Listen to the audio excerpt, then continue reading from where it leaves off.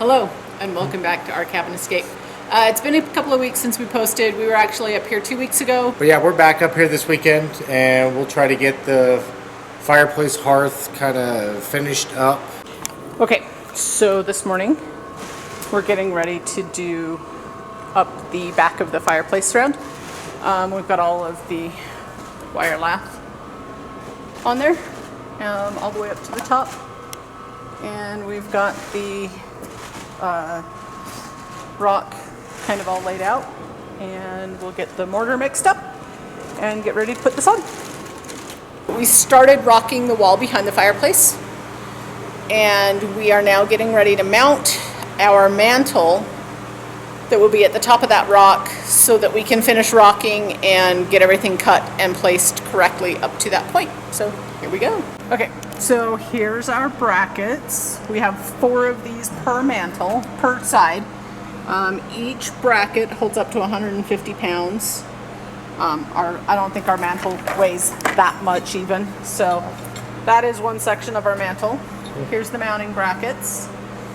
And then we'll just mount those on the 2x4s, on the 2x6s, I guess, actually. On the exterior wall, screw into the back of the mantle and get it mounted to the wall. We have to drill a hole into the back of the mantle. What did I say? Screw it in. Yeah, once we get these mounted, then we'll take and make a mark on the mantle, and then we'll drill it out and mount it in.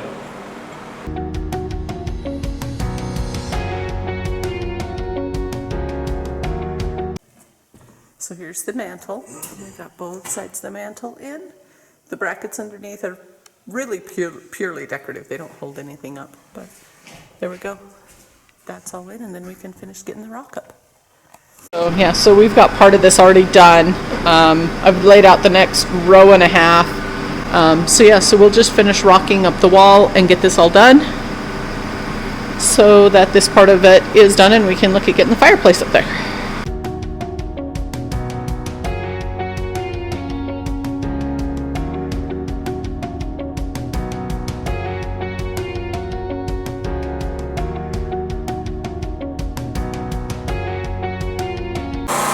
Okay, we're down in the basement. Sorry, generator running in the background. So we are getting ready to cut the last pieces that go along the top of the fireplace rock, right below the mantle. We have to cut those about 1 inch wide, so they'll just slide into that little gap. So Dave will come down here in a second. I don't know where he went. So Dave will grab the saw and get those ready to go.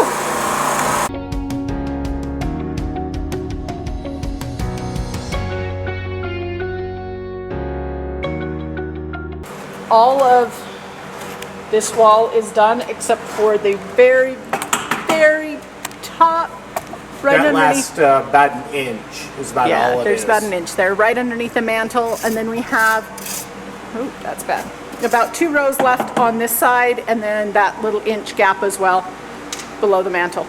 And that's it. So Dave's got mud mixed up, so he will. These are a little bit different.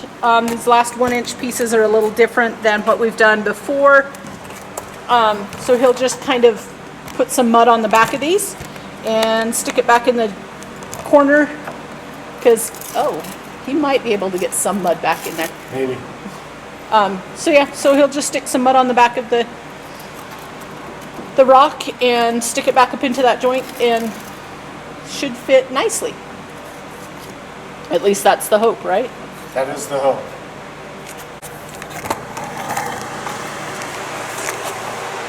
Okay, so by way of quick explanation is Dave is putting some of the mortar mix and pushing it into the wire lath, and then I will take the full block or the full stone piece and I will butter the back of it, and then I will just push it up into place and the two will kind of stick together. It is kind of runny, but due to the fact that how warm it is. Yeah, it's runnier than we'd like, but it's drying quickly. So it allows us some time to actually work it and move it and do what we need to do with it.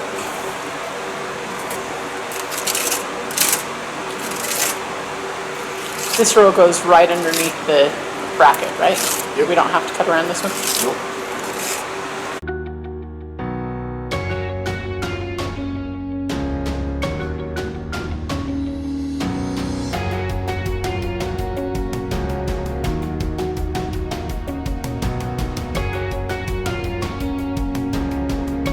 Yeah, now just kind of goes through, and that little tiny gap at the very top and underneath or at the bottom, and she'll just kind of go in and put a small thin set in there and kind of smooth it out and make it look good.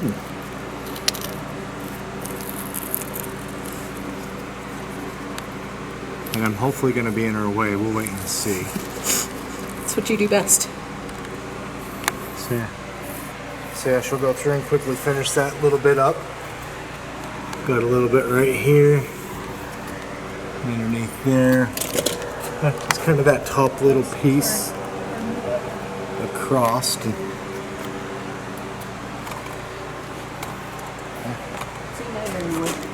so yeah, when she's done, that's what it kind of looks like right there.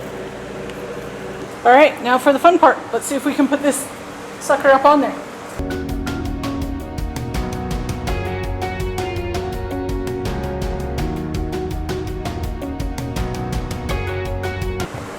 There you go. It's up. The hardest part is done. All right, there you go. The fireplace, the surround, the mantle, and now the fireplace, or the wood stove is all up there. So that's what it'll look like. Okay, so we got the stove up and we got it positioned. So per the code that we have for our state, the corners cannot be any farther or any closer to a combustible material than basically 10 inches. And that side's at 12 right there. If we come to this other side, I go, it's 12 and a half, so it's, you know, quarter inch off that way. So we're within clearance. Same thing with the flue. The flue cannot be within 20 inches of, same thing of a combustible. And right there we're sitting 23 on this one and 22 and a half on that side. So we meet our clearances that way. So the stove that we did get, our cabin is 2,100 finished square feet. The stove that we got is up to 2,500 square feet. So it's kind of an overkill, but we wanted to make sure that it was plenty for the cabin. We did get a blower. It did not come with one, so we did get